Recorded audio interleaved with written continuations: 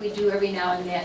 Some of the really awesome families that have been in Jackson County, families that have been here over the decades. And one of those families is, as you can see, the Swigart family of Jackson County, mostly Maquoketa.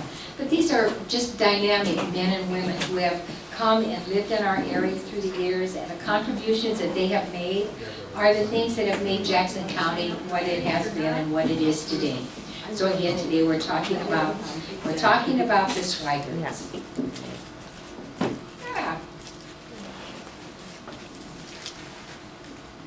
Yeah. Well, that's not where I need to be.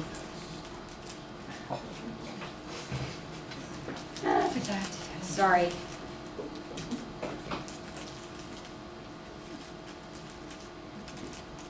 Everything in this building has needed batteries today. Maybe this is one of them.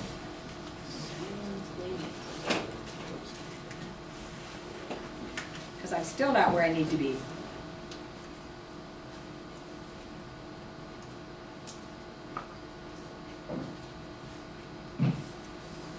I've decided that our building is indeed haunted, like it's reported to be.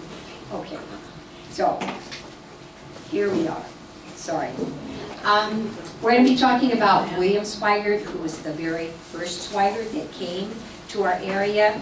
William Christian Swigart was born in 1824 in Newark, Ohio. I wish we had more photos of him for the prestigious person that he was. This kind of is the only one I have been able to find, and it's probably not very flattering. I wish we had some more. But as a young printer, he was contacted in 1854 by J.E. Goodnow. And J.E. Goodnow invited him to come to Maquoketa because we sorely needed a newspaper in Maquoketa. There was no newspaper in 1854. And his deal with J.E. Goodnow was that he would agree to come if J.E. Goodnow could line up 500 subscribers to this paper. Well, everybody wanted a paper. I mean, we didn't have other kinds of communication back then. Newspapers were so important. And they tried desperately to get 500 people to sign up. The population wasn't very big back then. People didn't have money, and even though a subscription was only, I think it was $1.50 for a year, it was hard to get 500 signatures, and they did fall short. And they were really disappointed, but Swigart and his younger brother Stephen decided that they were going to come to Maquoketa anyway. So he packed up his family. His wife Martha was actually a descendant of Nancy Hanks, the mother of Abraham Lincoln. And they came with their two young sons. One's name was Philemon, and then Joshua M. And Joshua was a baby. He was way less than a year old when they made this trip to come to Jackson County. So they loaded their hand press, a case of type, and some household items onto an Ohio River steamboat. And from that river, they came up the mighty Mississippi to Davenport, and there Mayor Goodnow met them with a caravan of teams and wagons, and they were waiting at the docks for them to get off the boat. Well, the other people that were waiting at the docks because they had heard what was happening was a large contingent of people from Davenport, Iowa. Because in 1854, Davenport didn't have a newspaper either. And so they were trying to outbid Maquoketa and get them to stay in Davenport. But true to his word, Swigart said, you know, we've made a deal. We think Maquoketa has a wonderful future, and we are going to Maquoketa. So they came to Maquoketa, and the rest is history. Real trouble with this. Okay, so as you know, I love these old pictures of Maquoketa, but as you, this is the, now I lost my pointer since it wasn't working to do the other thing. Okay, you can see where the arrow is. This is this two-story Goodnow block, as they called it, okay? Goodnow built this building in 1849. As you can see, it replaced the log cabin that stood on the corner of Main and Platt. Oh, it is. Okay. Thank you. Main and Platt Street. So that was on the corner. You see this area, this doesn't work very well either. Okay, you see this area right here. The building, Goodno's Brick Hotel, didn't come all the way to the corner. There was a lot there, a small narrow lot, kind of, right, Don? Small narrow lot there on the corner. The building did not come all the way over to the edge of the street. That's why we were excited some time ago when the building on the corner was being remodeled, that Peerless Beauty, the beauty salon that was there, when they were remodeling in there, they found a brick wall. As they were taking things apart, they found a brick wall that had signage on it that we thought perhaps went back to the day, because as you can see, there are signs on the side of that building. Anyway, we were all excited and we begged them not to cover it up. They did not cover it up. They put a bookcase or a display case in front of it with a lot of beauty products on it, but they didn't. They didn't cover it up. But this is the building where Jay Goodnow promised them a place for their business. And he brought them here and he promised them living quarters. We don't know where the living quarters were, but he arranged for their equipment to be set up in this building on the east side of Main Street that was near the corner. It was already a very, very busy street. We always call this the historic corner of Main and Platt Street. But it was Goodnow's new brick block, and we know that they were upstairs. Their first issue came off the press on June 1st of 1854. The big story of the day was the Great Central Iowa Airline Railroad. And so many people invested in this. They were so excited about a railroad coming to Jackson County. They put lots and lots of money in it. It turned out never to have happened. A lot of people lost money on that venture. So the subjects of the newspaper was always on the front page. They were to be politics, morality, literature, foreign and domestic news, manufacturing, and agriculture, in that order. Politics, the name of the game. The paper's undergone so many changes over the years, but always the name of Sentinel has been part of it. No matter who's owned it or what's happened, Sentinel has always been there. And it represented standing guard over the morals, the honesty, and the high standards of the community. Okay, 1864. We know this because it was in the paper in 1864. According to some histories, the Maquoketa Sentinel, when it was founded, there were 6 businesses in Maquoketa. And that's kind of hard to believe that there were only 6 businesses, but 6 businesses. But soon after the paper was opened, they were joined by the Eagle Woolen Mill, that came later, a foundry, a silversmith, 2 saddle and harness shops, 2 blacksmiths, 2 tailor shops, and many others. But the problem for many that is recorded in all the early issues of the paper is kind of funny. The problem was there was no barber. So for all these years, all the early years in Maquoketa, there was not a barber. They said, and to quote, "The click of hammers and the grating of saws was heard in every direction as buildings were going up all over town." And at that time, we know that there were between 600 to 800 people in all of Jackson County. So there weren't that many people in Maquoketa. But look closely at the corner of what would be Olive and East Platt Street. So if you were standing at Main Street, Don tells me, on the roof of J. Goodnow's great brick block that we just saw, if you're on the roof of that looking eastward down Platt Street, this is what you would have seen. Again, you can see the little cutout where there was no building right up to the corner. But you can see there were many covered wagons every day, several sets of wagon trails going through as people were going to the west to make their home further west in Iowa. I can't make this thing go where I want it to go, I'm sorry. Okay, the tall white building that I'm getting to, right there, We know that that is the, as you can see, the steeple of the first congregation of the Congregational Church before it was remodeled. That is what it looked like, and you can see the buildings coming this direction.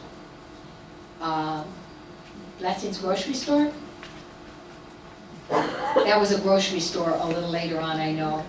And this building right here, oops, is one that we are going to be talking about. Now that building must not have been there very long. We think that it was rebuilt shortly after that, and it played a big part in many of the things that were happening. So for almost 2 years, the Sentinel was the sole newspaper in town. It had many, many ups and downs. And within 3 years after they got here and they started the paper, William Swigart's brother, Stephen, died. In fact, he was only really able to help for 2 years, and he fell sick and he passed away. Within 7 years, the Civil War came, and that depleted his workforce. And the Sentinel, as you know, was the official organ of the Democratic Party in Jackson County.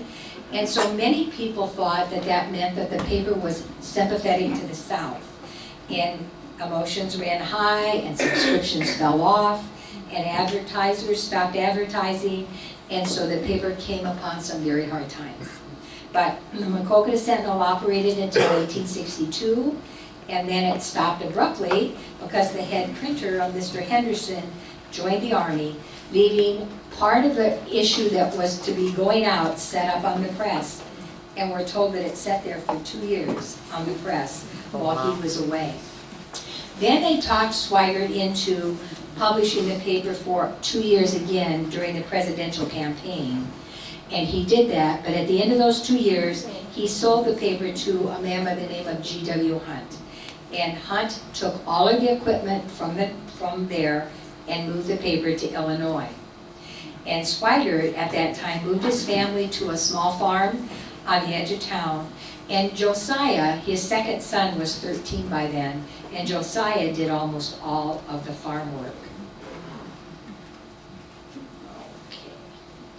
Okay. In April of 1868, William Swigart leased the farm, and he reestablished the Sentinel. We don't know for sure where that was. Actually, the paper was only out of print actually for about 2 years.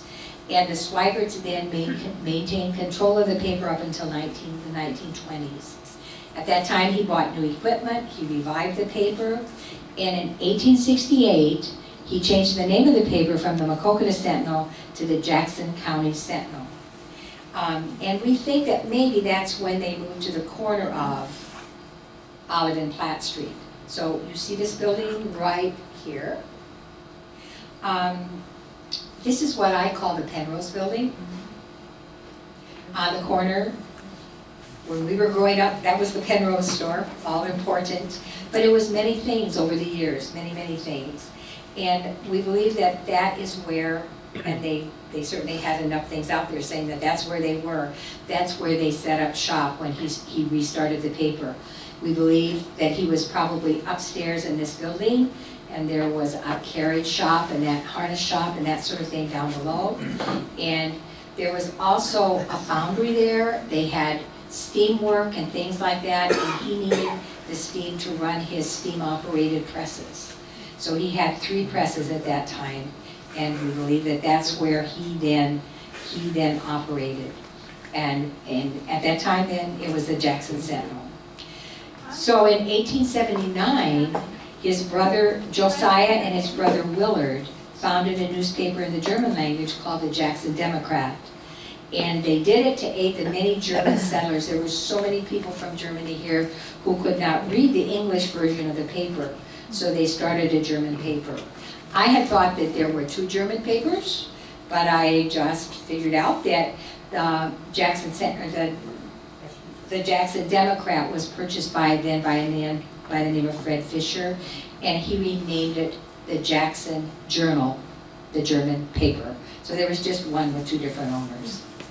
So William Swigart carried on for quite some time, and when he retired from the Sentinel in 1890, the 2 sons that I just mentioned, Josiah and Willard, ran the newspaper. And they were very, very prominent young men, prominent Maquoketa citizens.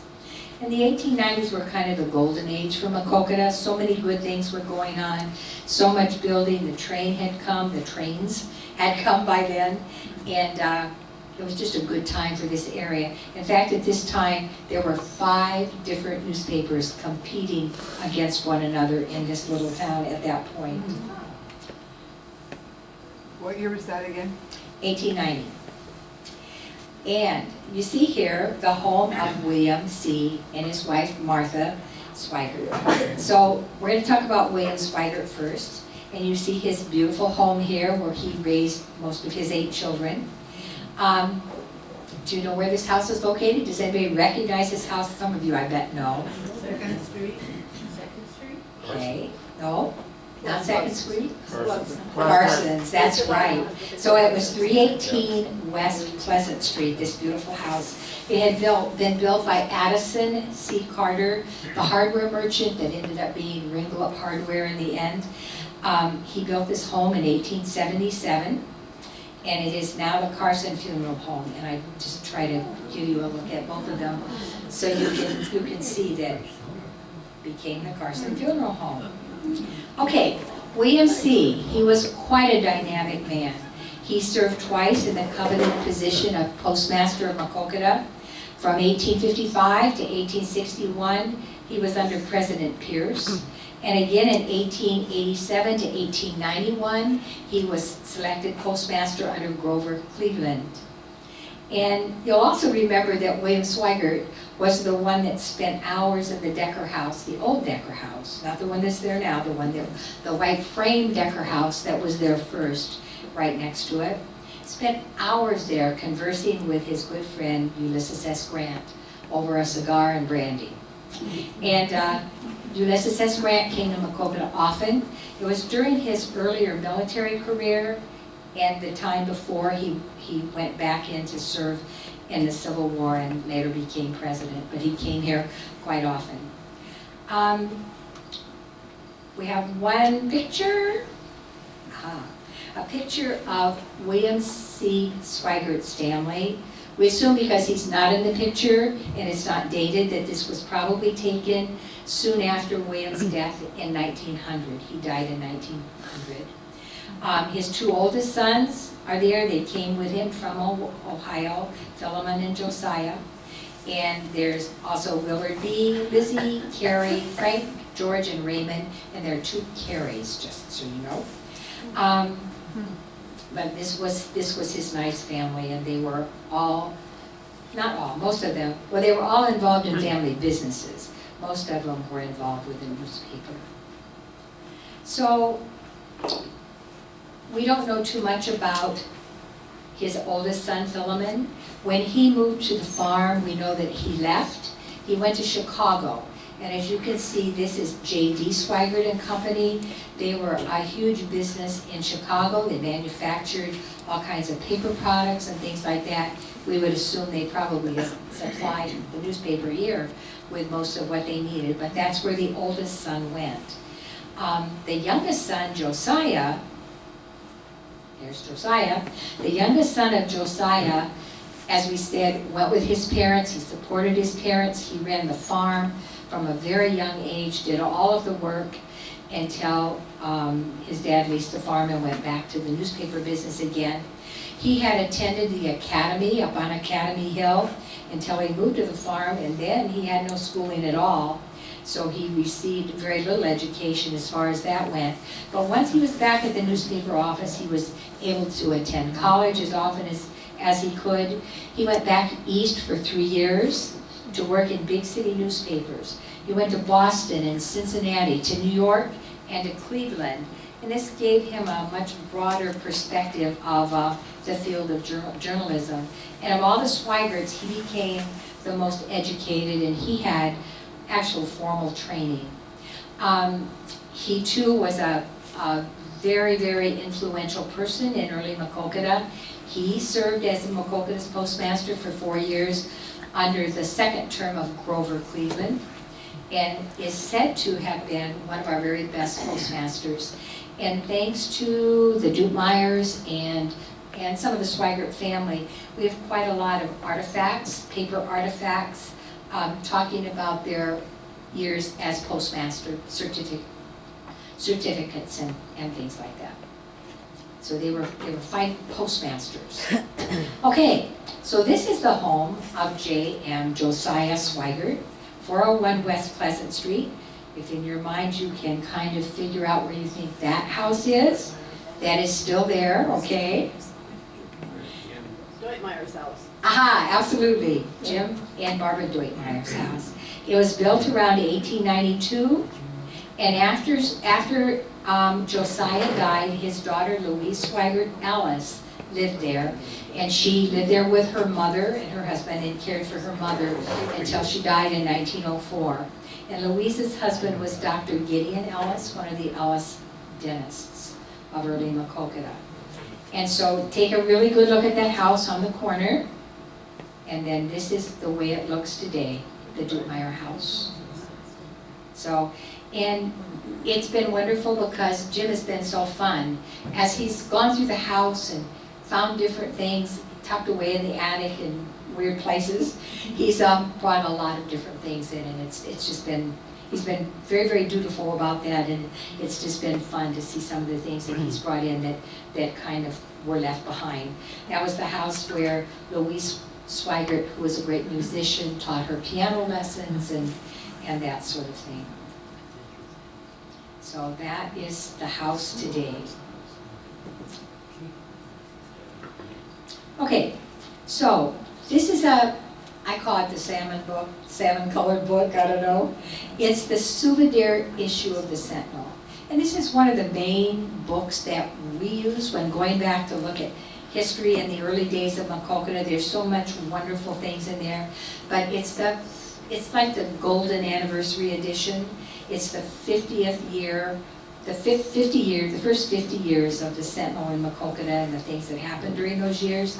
They call it the souvenir edition of the Sentinel, 1904. And then in 1975, it was reprinted, and we're very grateful for that. So when you look at this book, it's full of wonderful things, but Josiah was the man who published this book, and they believe that he just put his heart and soul into it. He worked night and day to get it ready to publish on time, and in less than 6 months after it was published, he died. And they said that he literally worked himself to death. So here's a page from the inside of this book, and I just thought it was kind of interesting. You can, I should stop playing with this mouse because I'm just, pointer's going everywhere, I'm sorry. Okay. So if you look at some of the people in this picture, you'll see, of course, at this time, Josiah and Willard owned the newspaper, and you'll see of the 6, these are the employees there. You'll see that 3 of them are Swigarts, I believe.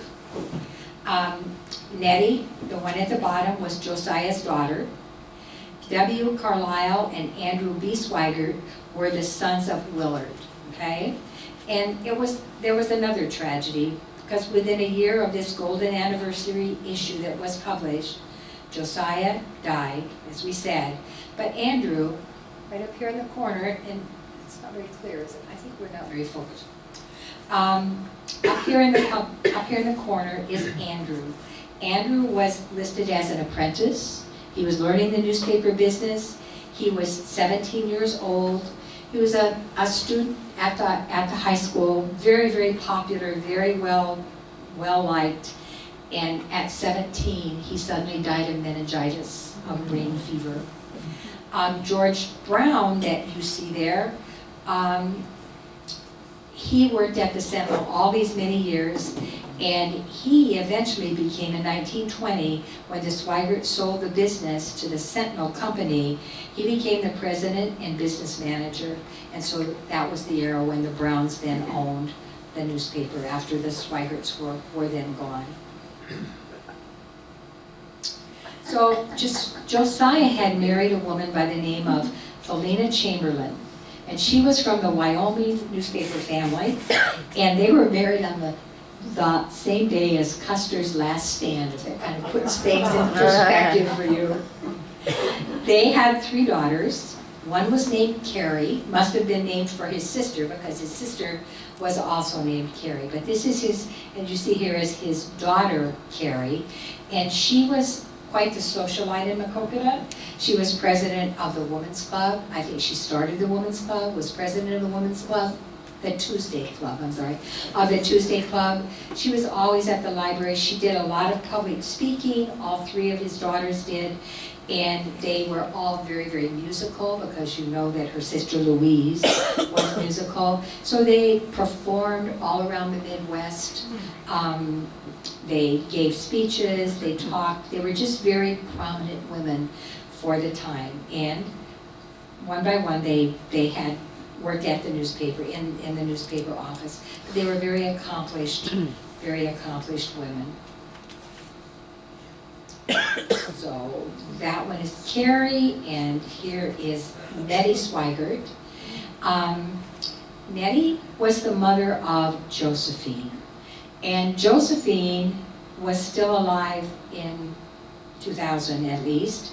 And in our library we have an original copy of a manuscript that she wrote. Her name was Josephine Shannon Nelson, and she was a great-granddaughter of W.C. Swigart, and in 1988 she wrote this manuscript about him and about the Swigart family, saying that she was the only living descendant of the Swigarts that was still in the area.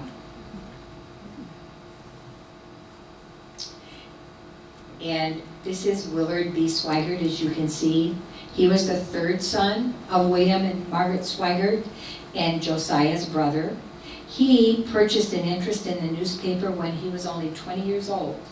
And he worked in the newspaper his whole life until his death in 1913.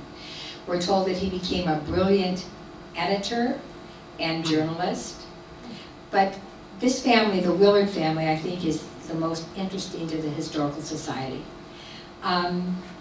He married a woman by the name of Maria Bartleson from Miles in 1880, and they had 8 children, and sadly 3 of them died as infants.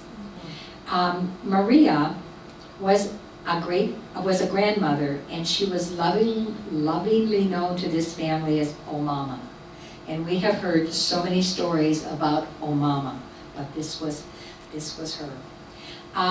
Among their children, and they had 8 children, they had lost 3, there were daughters Gerster and Marie, and they were in Maquoketa and made their mark in Maquoketa. Gerster never married, and she was killed in an accident. She was run over by a car on Main Street in October of 1925 at the age of 44, and she died. But she and her mother had made beautiful lace and embroidered items. And I think that the scarf that I put up there that I brought over was one that they made. Marie was mother of Mary, and Mary is the person that we got to know so very well. Mary brought the museum many, many wonderful artifacts that belong to the Swigart family. All of the artifacts that she brought belonged to O Mama and her daughters, Gerster and Marie, and then Mary was the daughter of Marie. She was quite the character, as I'll tell you about in a little bit. So at the museum, we have this beautiful chest. It's just not focused right. We have this beautiful chest. The Swigarts, as you know, were very educated, a very cultured, a very musical family. And Mary was one of the last persons to live in their house in Maquoketa. There was a beautiful grand piano there, and she saw to it that that piano went to the Landmark Center in St. Paul, Minnesota. Her son now owns the very, very valuable violin that they had. But this chest came to the Historical Society. The story behind the chest is that it was made in Europe. It came across the ocean when the family originally moved to this country. And then it came from Ohio by steamboat to Davenport. And then by ox cart, when J.E. Goodnow picked everything up in the ox cart, it came to Maquoketa on an ox cart. Mary And Mary's name is spelled M-E-R-R-Y, which I thought was really neat, and it really fit her. She encouraged other people in her family to donate artifacts back to us, and it was several years later, but Andrew Swigart and Stephen Swigart, they were not brothers, they were from different branches of the family. They have each brought us beautiful things, and so we have many, many items at the museum representing the Swigart family. And we decided that when all those things were gathered together, we're just going to ask Vicki Hurst, who now lives in that house, and then we'd have a whole Swigart museum again, just like back in the day. This is a little sign that's on the front of the chest that tells about what I just said. And I hope that you'll go over to the museum. It's upstairs in the bedroom, this beautiful chest. But just in the past few days, Pat Gent has completely reorganized this room. Google Home app. Okay. Okay. So she has just completely reorganized this room. Now you can walk all the way in, you can see close up all of the beautiful things that are in there, where before you hopefully stayed behind the little rope and didn't get to see them up close. But this is just a beautiful item that we have. We also have a handwritten note from Mary, because she brought us this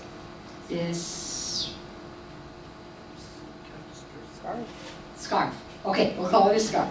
This scarf, and she said that in their home, that her mother kept that scarf over this chest to protect it, and though it's getting very fragile, she hoped that we would keep it with the chest. So we don't keep it out because it is very, very fragile, but I wanted you to see how beautiful that was, and that was always with the chest. Okay, so here is, I think, here is William Swigart's house. Okay, so who knows where this house is? Still standing. It's on Pleasant Street, the corner? North Main Street, right. Belongs to my cousin, Vicki Hurst.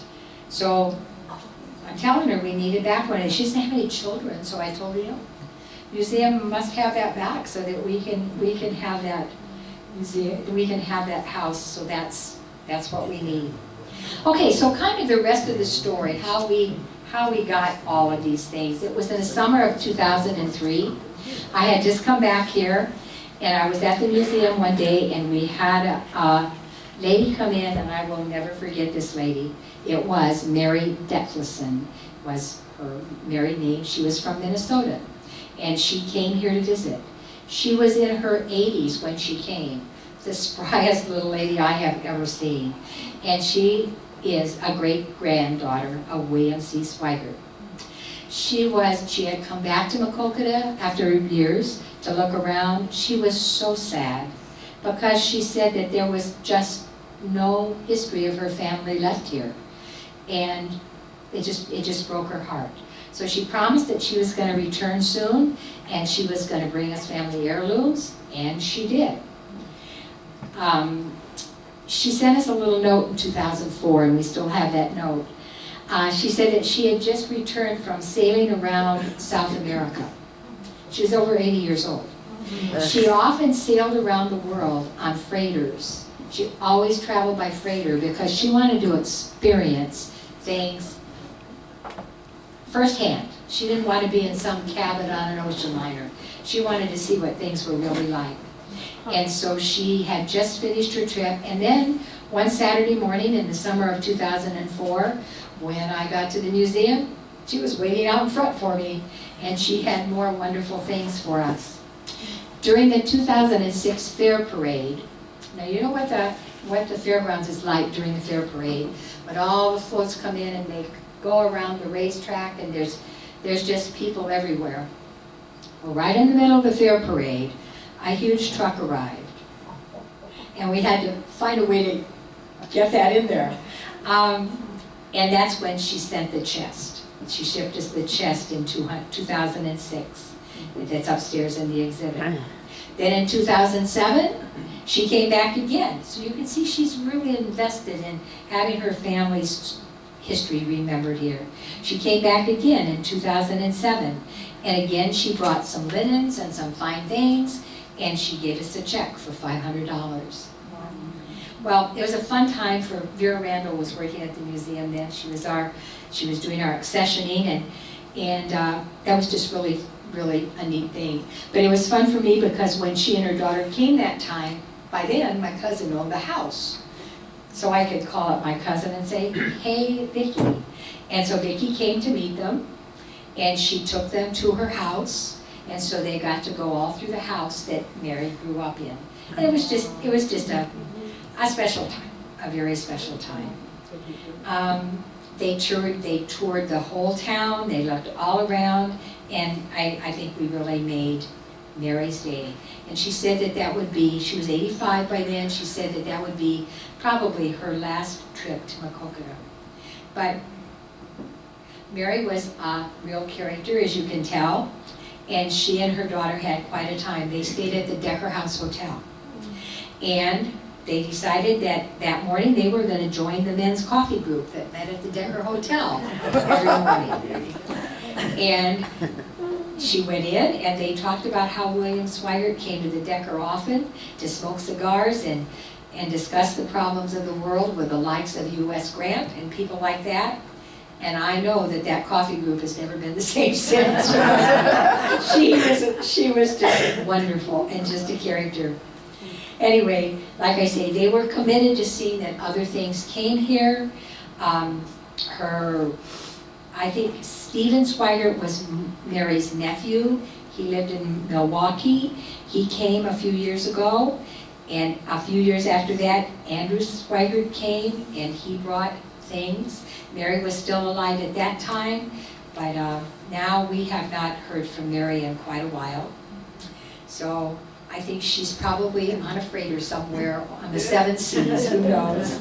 But she was a wonderful lady. And I think the fact that she was so invested in her family and she so wanted her family's history to be remembered and to be known is why we have little programs like this. But when you drive by, at the time, they called them the 3 Swigart mansions. The 3 houses that we've seen that they lived in. And they're all still standing. And when you drive by those houses, I hope you will drive by and take a look at them and just remember the Swigart family and all that they have meant to Jackson County.